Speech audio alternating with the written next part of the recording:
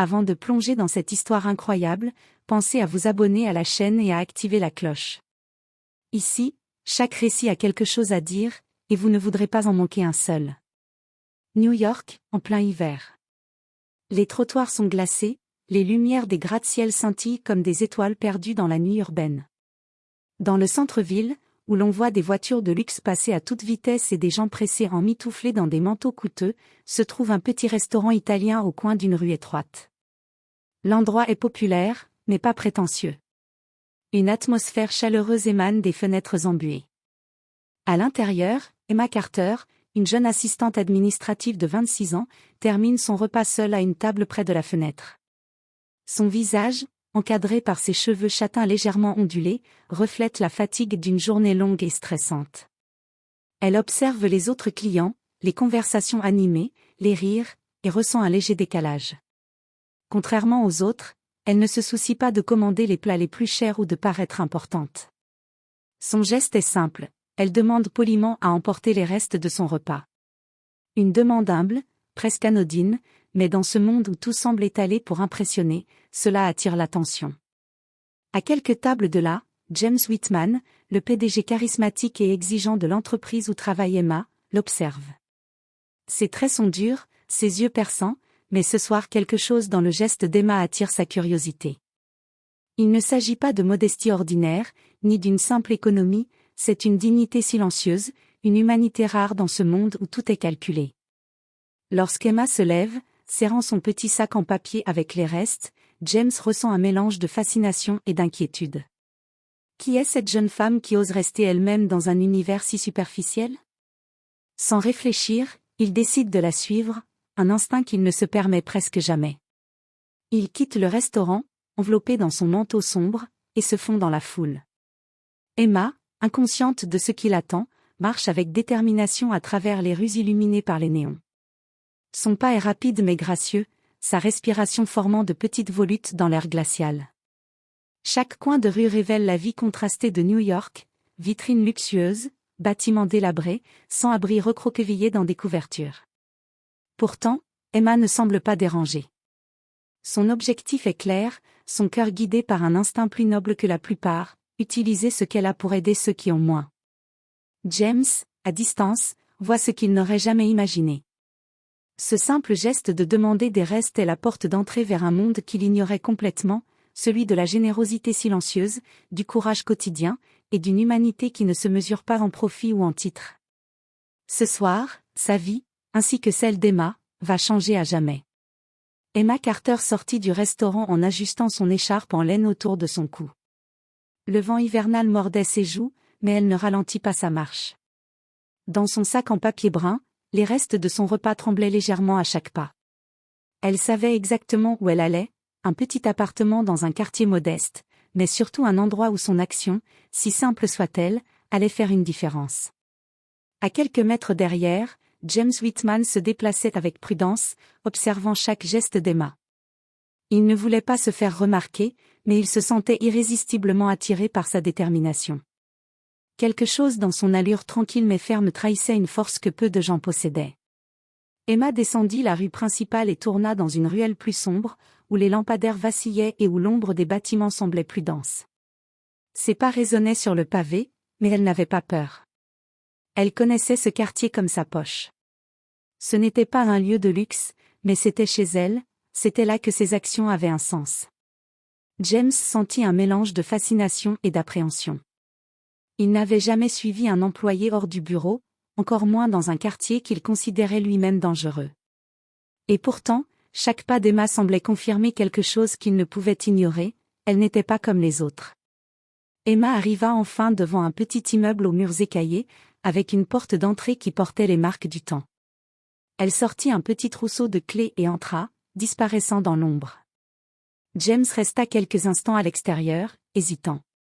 Puis, poussé par une curiosité qu'il ne pouvait réprimer, il glissa sa main dans sa poche et trouva son téléphone, il savait qu'il devait comprendre. À l'intérieur, Emma alluma une petite lampe qui éclairait un appartement modeste mais chaleureux. La cuisine était simple, mais soigneusement organisée.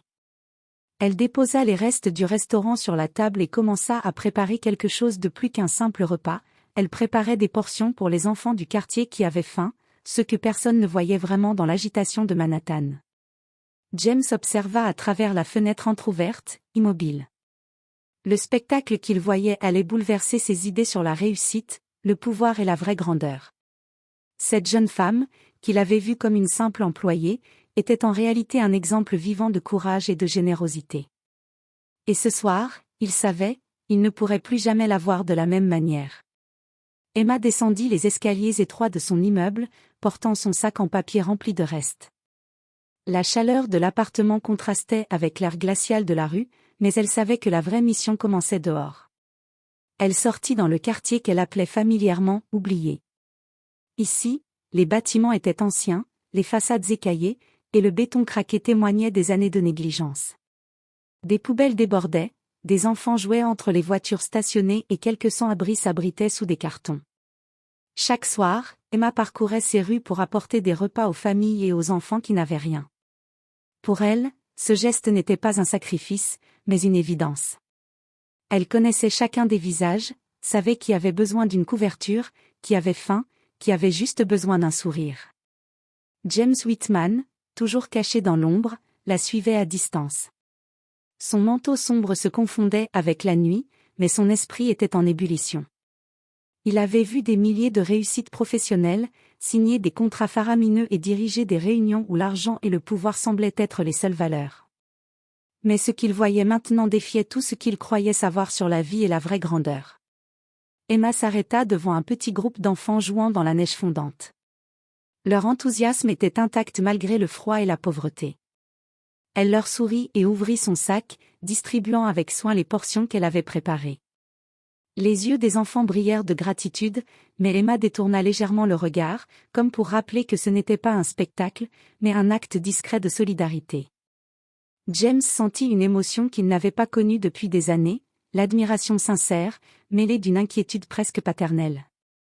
Comment cette jeune femme pouvait-elle porter un tel fardeau, seule, avec un sourire constant sur le visage? Et pourquoi personne d'autre ne le voyait? Emma, inconsciente de la présence de James, continuait son chemin. Elle frappa à la porte d'un petit immeuble délabré où vivait une mère seule avec ses 2 enfants. Elle déposa les repas sur la table, échangea quelques mots chaleureux et partit, comme chaque soir, sans chercher de reconnaissance. James la suivait encore, mais pour la première fois, il sentit le poids de sa propre vie, ses bureaux luxueux, ses voitures, son empire. Tout semblait soudain vide à côté de cette humanité simple et courageuse qu'Emma incarnait. Ce soir-là, il comprit que ce qu'il allait découvrir ne se limitait pas à un acte de charité, il allait voir une force capable de changer des vies, et peut-être même, sa propre perception du monde. Emma franchit la porte de son appartement modeste, secouant légèrement la neige de son manteau. À l'intérieur, l'air était chaud, rempli d'odeurs de soupe mijotée et de pain frais. Chaque objet dans l'appartement semblait avoir été choisi avec soin, non pour le luxe, mais pour l'utilité et le confort.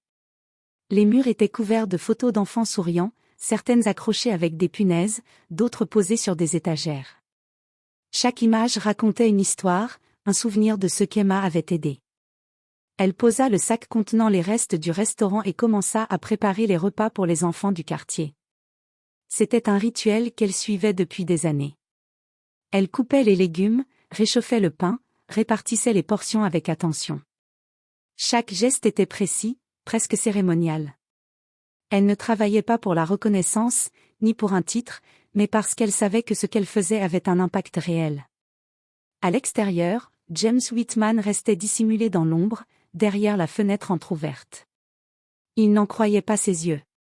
La jeune femme qu'il voyait comme une simple employée, timide et réservée au bureau, révélait ici une force et une générosité incroyables. Elle ne cherchait ni applaudissements ni remerciements, mais chaque action portait une dignité qui le fascinait profondément. Emma commença à remplir des boîtes de repas, qu'elle plaça dans un petit sac qu'elle sortirait plus tard pour distribuer dans le quartier. Chaque boîte contenait non seulement de la nourriture, mais aussi un mot de réconfort, écrit à la main. « Courage, souris, tu es important ». Pour Emma, ces mots avaient autant de valeur que les repas eux-mêmes. James sentit une boule se former dans sa gorge. Il réalisa qu'il venait de pénétrer dans un monde qu'il n'avait jamais vu ni imaginé. Loin des bureaux luxueux et des réunions d'affaires, il découvrait la vraie valeur de l'action humaine. Il observa Emma tendre un bol de soupe à un enfant du quartier qui venait de frapper timidement à sa porte. Le regard de l'enfant s'illumina, et Emma lui sourit avec douceur, sans jamais perdre sa concentration sur sa mission. Pour James, ce fut un moment de révélation. Ce n'était plus une simple curiosité, il comprenait que cette jeune femme incarnait ce que lui-même n'avait jamais su atteindre malgré toute sa réussite. Il comprit que la vraie grandeur ne réside pas dans l'argent, les titres ou le pouvoir, mais dans la capacité à toucher et à transformer la vie des autres, souvent en silence. Emma, inconsciente de la présence de James dans l'ombre, continuait son travail, imperturbable, déterminée, lumineuse. Et James sut qu'il ne pourrait jamais revenir à sa vie d'avant sans se confronter à cette vérité bouleversante. Emma déposait la dernière boîte de repas sur la petite table de sa cuisine quand elle entendit un léger bruit derrière elle. Elle se retourna et vit James Whitman, debout dans l'ombre de l'encadrement de la porte, le visage sérieux mais intrigué. Son souffle se coupait un instant, comme si le temps s'était arrêté. « Que faites-vous ici » demanda-t-elle, la voix tremblante mais ferme, les yeux écarquillés par la surprise. James s'avança d'un pas, levant les mains en signe de paix. « Emma, je suis venue voir par moi-même. » Elle plissa les yeux, méfiante. « Vous m'avez suivi ?» « Oui » avoua-t-il simplement, sans honte ni arrogance. « Je voulais comprendre ce que vous faites chaque soir. » Un silence pesant emplit la pièce. Les enfants du quartier, que l'on entendait parfois rire à travers les fenêtres ouvertes, semblaient suspendre leur jeu. Emma baissa les yeux un instant, puis les releva avec une pointe de résignation. « Alors vous savez tout maintenant. » James hocha lentement la tête. « Je ne savais pas, je n'avais aucune idée. Je pensais que vous étiez juste, une employée comme les autres. Mais ce que vous faites, c'est incroyable. » Emma sentit un mélange de colère et de soulagement monter en elle. Colère parce qu'il avait envahi sa vie privée, soulagement parce que, pour la première fois, quelqu'un comprenait la portée de ses actions. « Ce n'est pas pour impressionner quelqu'un, » dit-elle, la voix douce mais ferme. « C'est juste ce que je dois faire. » James fit un pas en avant, s'asseyant sur le petit canapé défraîchi. « Vous avez raison. Et c'est exactement ce que je voulais voir. Ce que vous faites, ça change la vie des gens.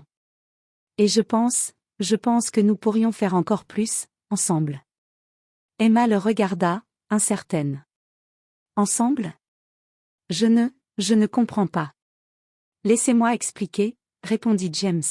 « Je dirige une grande entreprise, et je me rends compte maintenant que nous avons les moyens de faire une vraie différence. Je ne veux pas seulement donner de l'argent. Je veux que nous créions quelque chose qui ait un impact réel, durable.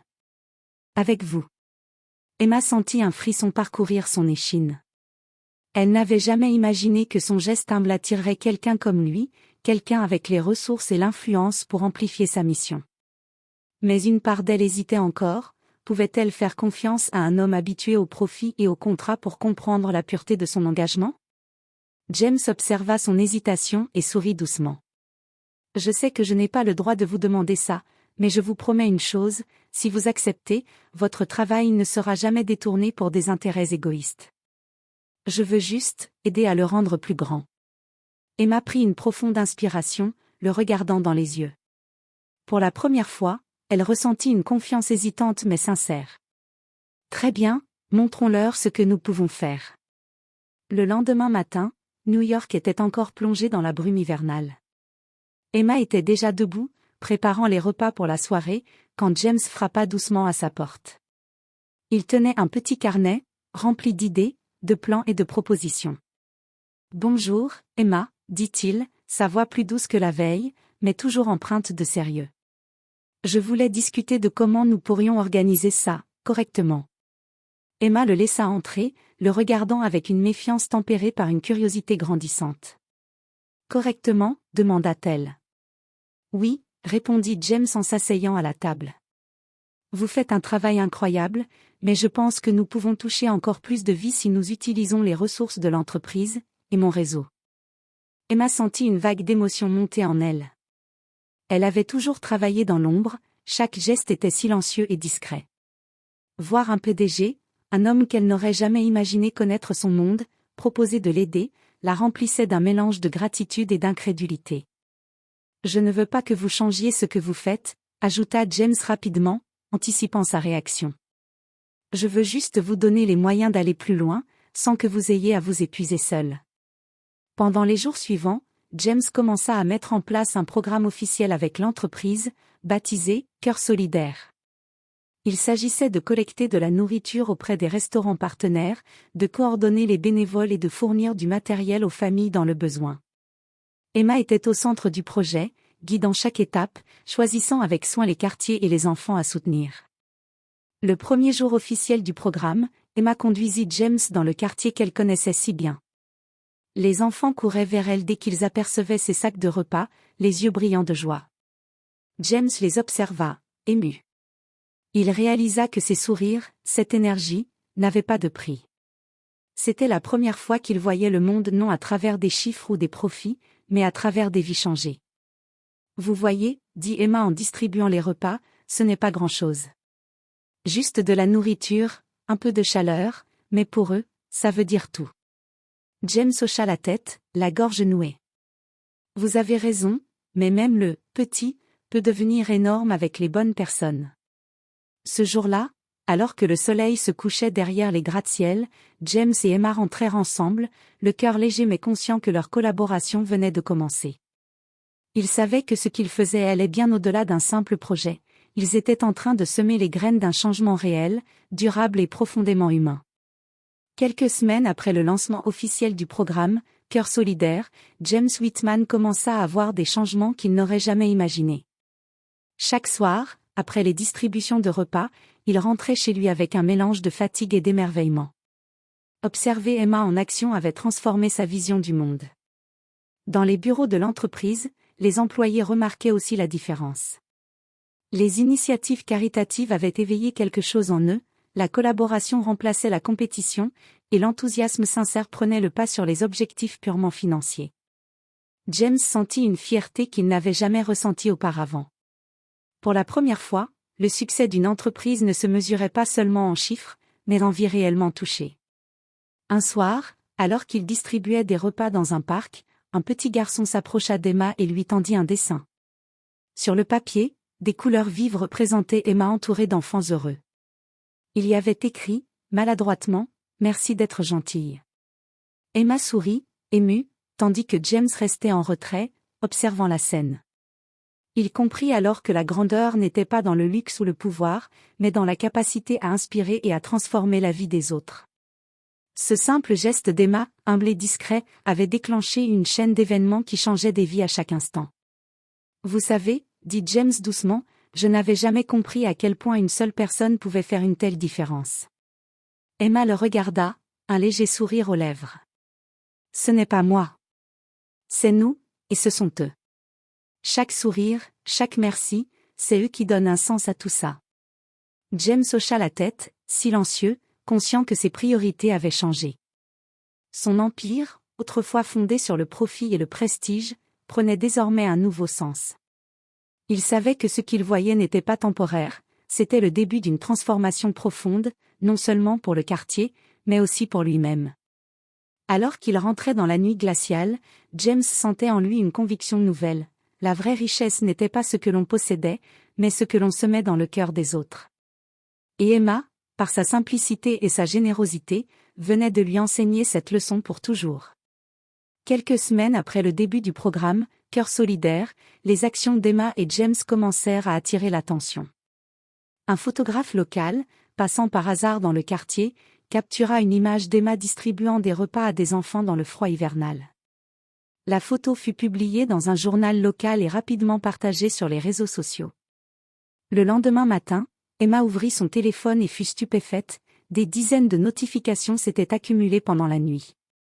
Des messages de remerciements, des encouragements et des propositions de soutien affluent de partout. Elle se tourna vers James, qui observait la scène avec un mélange d'amusement et de fierté. « Je crois que nous commençons à toucher les gens, » dit-il doucement. « Vous voyez ce que votre courage inspire ?» Emma secoua la tête, un sourire timide aux lèvres. « Je n'ai jamais voulu que ce soit pour être vue. Je voulais juste aider. Et pourtant, être vu vous permet d'aider encore plus, répondit James. Les gens voient ce que vous faites, et ça les pousse à faire pareil. Le programme attira bientôt l'attention de plusieurs médias locaux et nationaux. Des articles et des reportages télévisés racontaient l'histoire de cette jeune employée qui, chaque soir, aidait des enfants et des familles dans le besoin avec un engagement silencieux et admirable.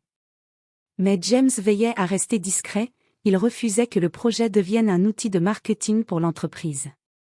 L'attention était entièrement portée sur Emma et sur les vies transformées. Dans le quartier, l'effet fut immédiat. Des bénévoles commencèrent à se présenter spontanément, apportant des denrées, des couvertures et même des jouets pour les enfants. Les habitants, initialement méfiants, commencèrent à s'ouvrir et à accueillir ce changement. Le programme n'était plus seulement un acte de charité, il devenait un symbole d'espoir et de solidarité. Une après-midi, alors qu'Emma distribuait des repas dans le parc, un journaliste s'approcha d'elle. « Puis-je vous poser quelques questions ?» demanda-t-il. Emma acquiesça, légèrement nerveuse. « Oui, mais je veux que l'accent reste sur les enfants et les familles, pas sur moi. » James, en retrait, observa la scène avec admiration. Il savait que chaque mot qu'Emma prononçait touchait le cœur des gens et renforçait leur impact.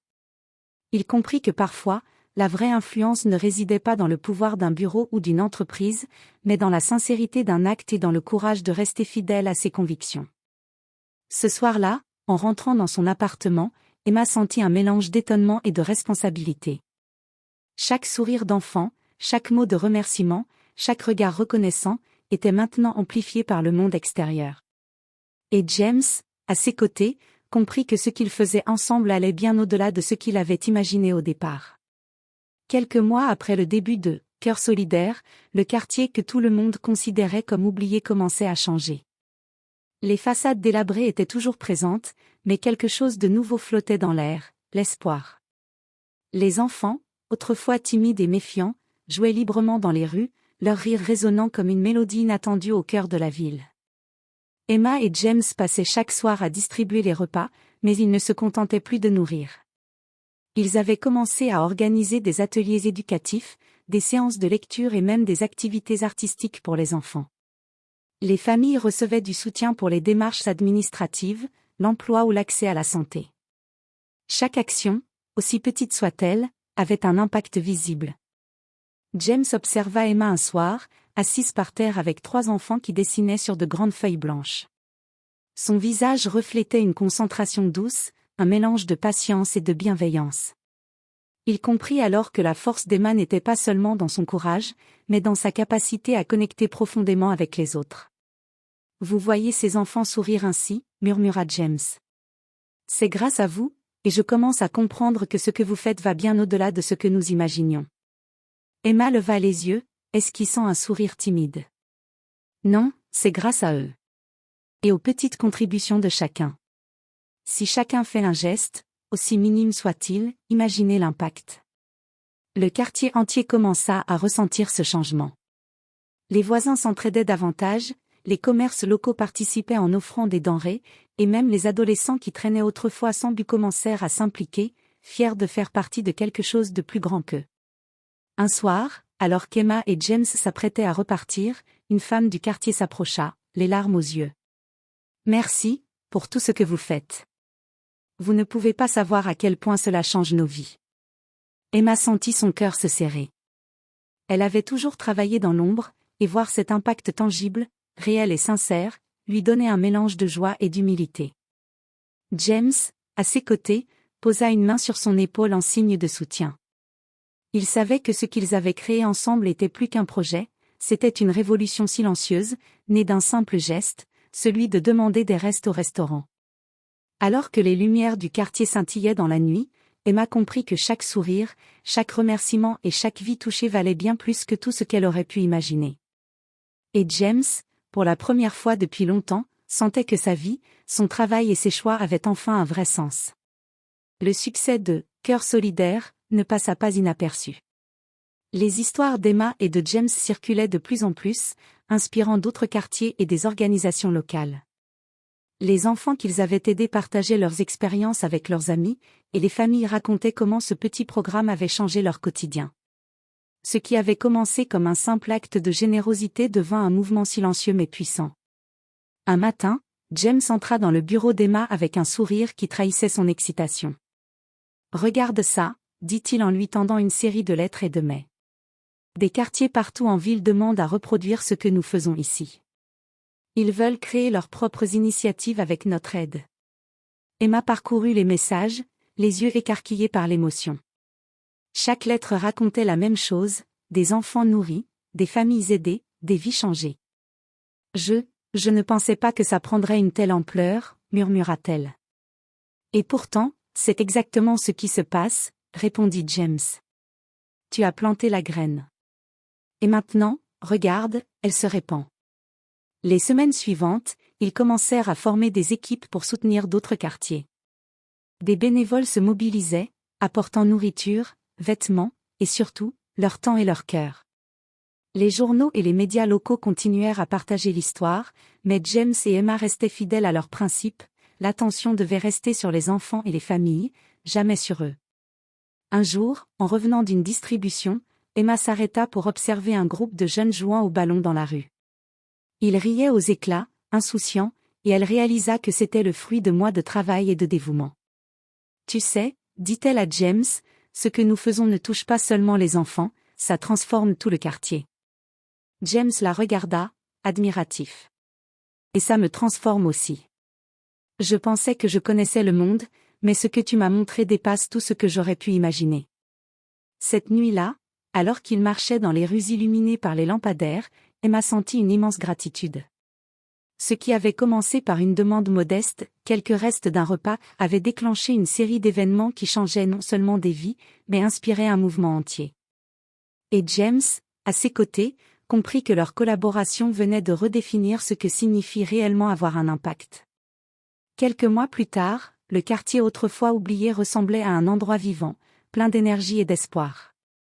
Les façades étaient repeintes, les ruelles décorées par des fresques colorées créées par les enfants, et les habitants travaillaient ensemble pour maintenir la transformation. Chaque sourire et chaque éclat de rire témoignaient du chemin parcouru depuis le premier geste humble d'Emma. Emma et James marchaient dans les rues, observant les enfants jouer et les familles s'entraider. Chaque regard qu'ils croisaient portait un remerciement silencieux. Emma sourit, émue.